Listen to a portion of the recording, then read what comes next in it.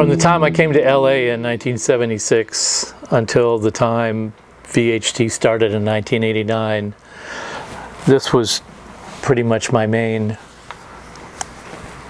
playing machine that I carried around. And I built it from parts when I was working at Valley Arts Guitar, which was my first real gig in LA as far as a paying gig.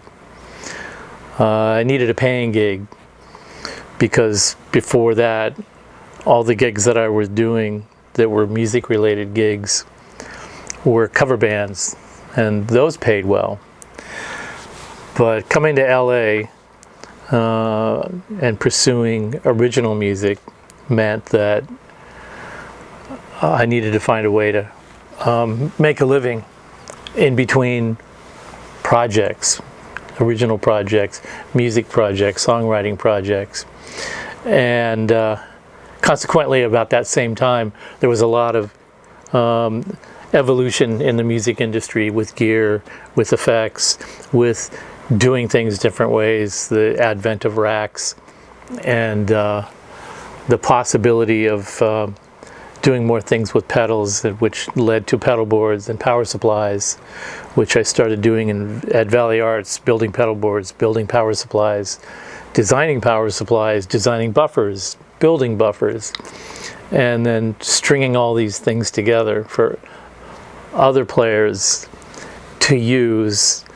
And those ideas were largely things that developed out of solutions to my own problems that ended up being things that I could sell to our clientele as solutions to their problems. And that turned into me focusing more on all the things I encountered doing gigs and tours and sessions that our clientele were experiencing. So I kind of had I had a feeling for what those solutions might be and a way to execute on them that by making parts and accessories that weren't available anywhere else. So they were all custom made because they didn't really exist yet. In between doing those things, this became my live gig and touring machine instrument.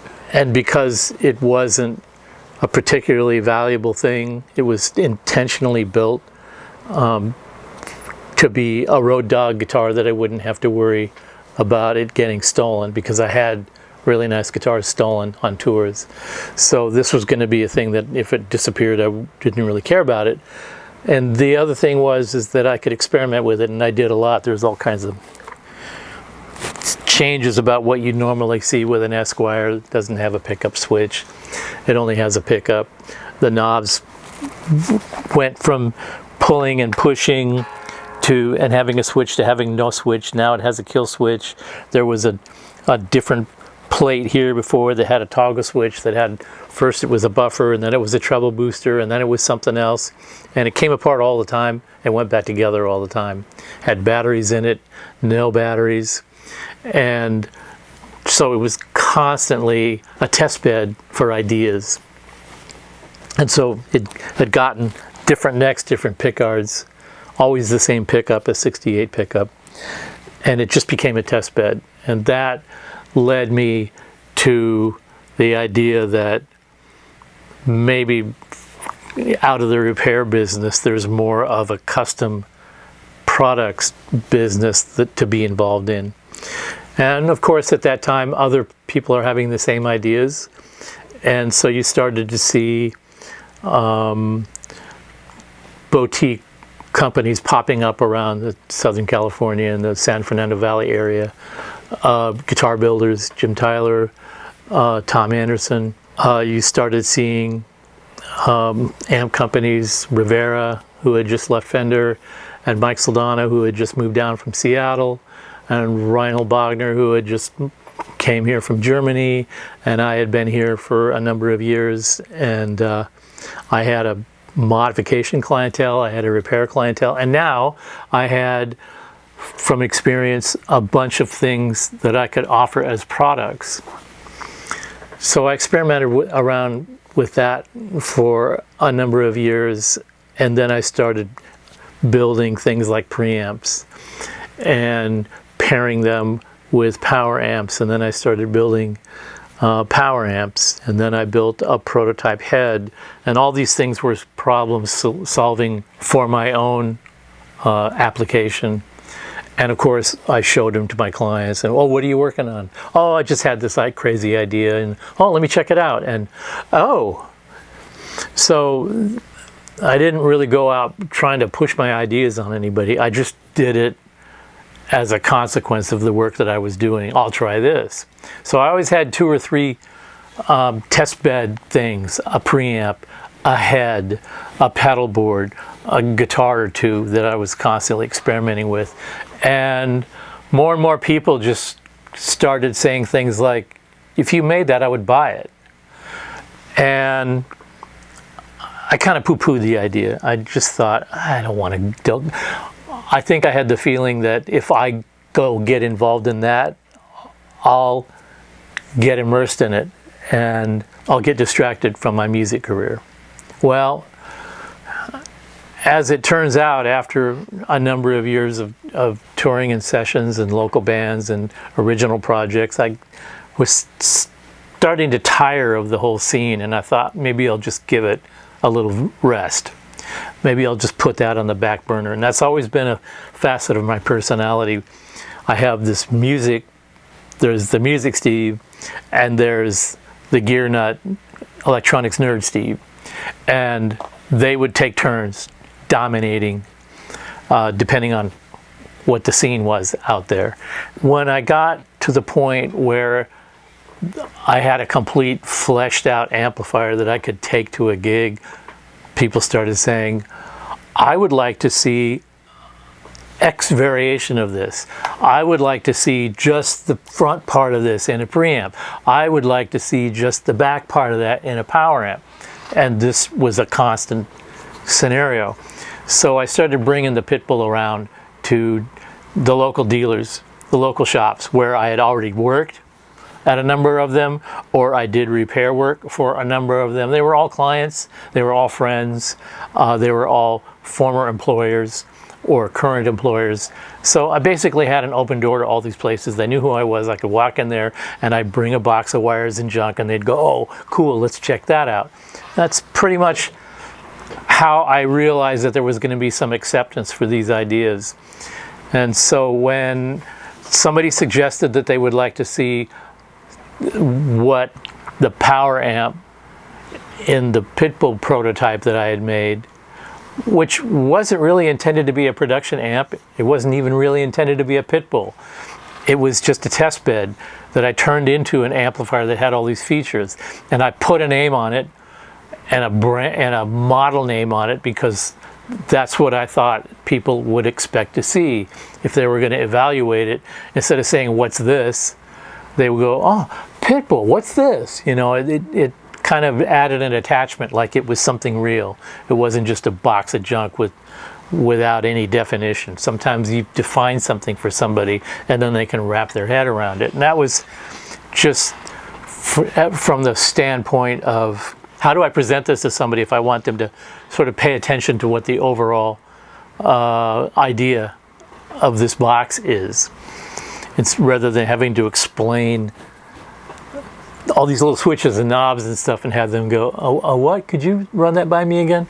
So I had a professionally engraved front panel put on it with all the features and functions. I put a name on it. I took it around. I left it overnight at Andy Brower, the studio rental place where all the session guys got cartage done and rented guitars and amps, vintage amps for particular sessions, and all that had their racks stored, delivered to the studios for their gigs.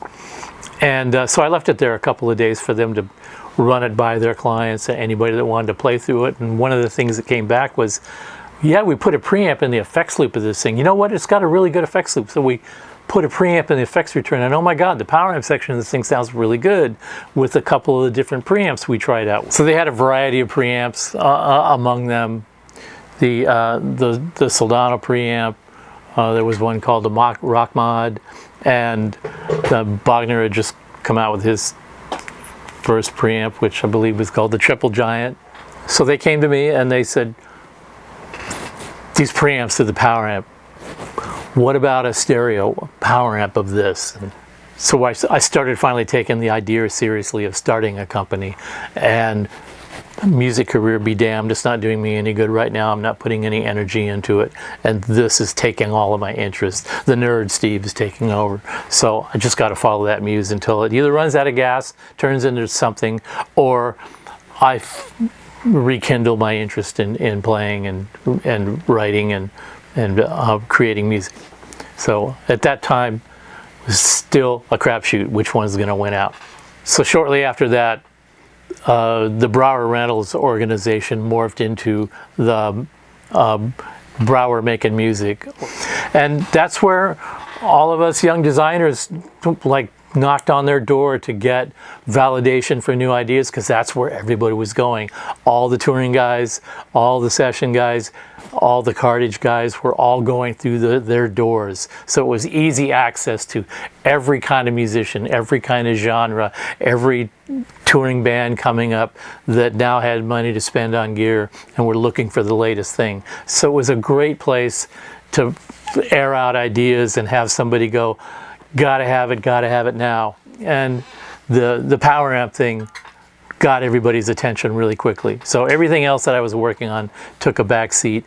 They offered me a chunk of advance money to make whatever this thing was going to be. And you know, this was even before I think the term vaporware came into existence, because they literally gave me an advance against an order of an amplifier that didn't exist, from a company that didn't exist, run by a guy who wasn't exactly sure that there ever was going to be a company. It was just going to be a project.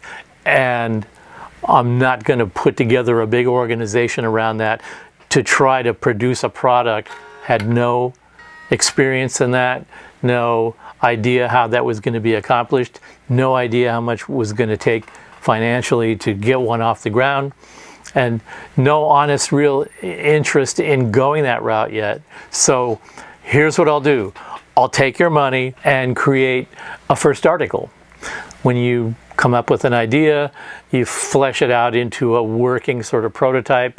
You go to the local suppliers and get chassis parts made and transformers made and bits and parts, and you order things and you put together a trial, a beta unit, and that's called a first article. And so I basically knew some of that terminology, and I thought, okay, basically gonna make 10 one-offs. It's not really a one-off, but the 10 weren't a production model either, because they weren't built in any kind of production environment. They were built in my apartment with friends coming over to, you know, have pizza and, you know, watch the Indy 500, drink beer, and here, oh, let me show you how to solder these things, and you do 50 of these, or you do this operation 10 times, or whatever. And I'm on my dining room table doing the little final tweaking and putting the tubes in and testing it to see if it works. And at that point, just turning it on and playing through it was the extent of the testing. And there was no scopes. There were no, you know, just a multimeter and some intuition. And I don't smell any smoke. I would take one or two. I was still doing projects, so I would take them to rehearsal, set them up, you know, on a cabinet or on the top of my rack or whatever it was. And if it made it through the rehearsal, which was usually 4 hours of constant playing, different kind of, you know, high gain sounds, clean sounds, whatever, that would be the test bed. That's how I tested them to make sure that the design worked. And then I delivered one here to one of my clients that paid a deposit, and I gave 5 or 10 of them to Brower's Making Music for their upfront investment, which was literally just enough money to pay my overhead, which at the time was my apartment plus whatever the people that came over and hung out. And I bought them pizza and beer and paid them some hourly money, and that was my overhead. So once I did that, and they got their hands on those, and they started having people play through them, then it became, all right, now when are the next one's going to happen? And we didn't talk about any next one. I made you I made you the 10 pieces that I said I was going to make. And what, now you want more? What are you, nuts? And no, we want to know when. And that's when I had to make the decision. So that was just about, I want to say about August, September of '88.